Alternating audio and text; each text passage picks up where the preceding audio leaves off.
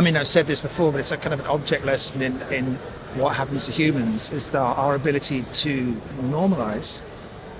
One of the mini versions of that is how an actor gets used to the mise en scène and the props and the costumes. That when I first tried on the SS outfit, it was quite a moment, and everyone in the room there was a kind of pall of silence that came over, and I remember going out to the corridor and people going, "Whoa, okay," you know.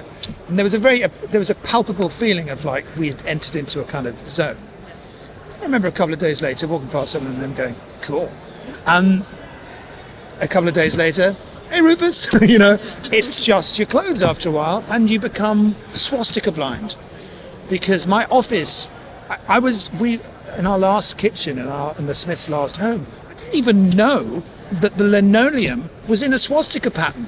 After a while, this is what happens, that it just becomes, that's what floors look like, you know. Right. And we have to kind of decompress at the end of a season because we become anesthetized to it, because that is what happens to your environment. What is today's horror is tomorrow's just accepted reality, and this is what happens to people. This is how Nazism can happen. This is how all sorts of shit happens.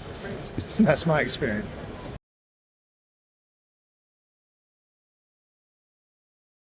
You know, for me, I've been referred, for season 3 in particular, I think of Kido as sort of the accidental immigrant, in a way, that he's been in America for 17 years. He says all of these things about his opinions about America and about Westerners and how the superiority of the empire in Japan, but he's that person who's become the unexpected immigrant, that suddenly his wife says, you speak Japanese with an accent, and all of a sudden he doesn't like the food at home as much as he likes the food in America. And suddenly we realize that the way in which he deals with certain problems are in a very American sort of way. So when in season 1, he goes off and he takes it into his own hands. He shoots the killer of the assassin, the attempted assassin of the Crown Prince, because he thinks it's going to cause war. That's in direct contradiction to the way that you're supposed to do things, to duty and order and the chain of command. It's a very maverick American thing to do. And so for me, that's sort of the paradox that we've been thinking about a lot of in season 3, where he still uses it in service of his idea of the empire, but he's sort of become this strange hybrid of an American, this person who's sort of serving the empire with American enthusiasm.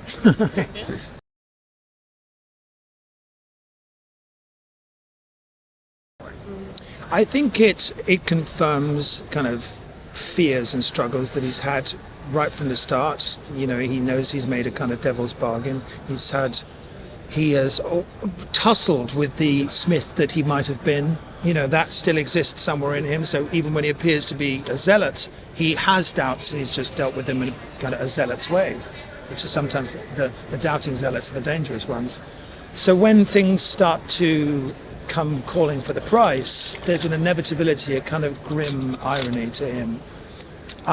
When he becomes aware of the possibility of a different reality in which he was unburdened by these choices, and where there's a possibility that some of the things that happened didn't have to happen, it has a powerful spell on him, but it sends him deeper into secrecy.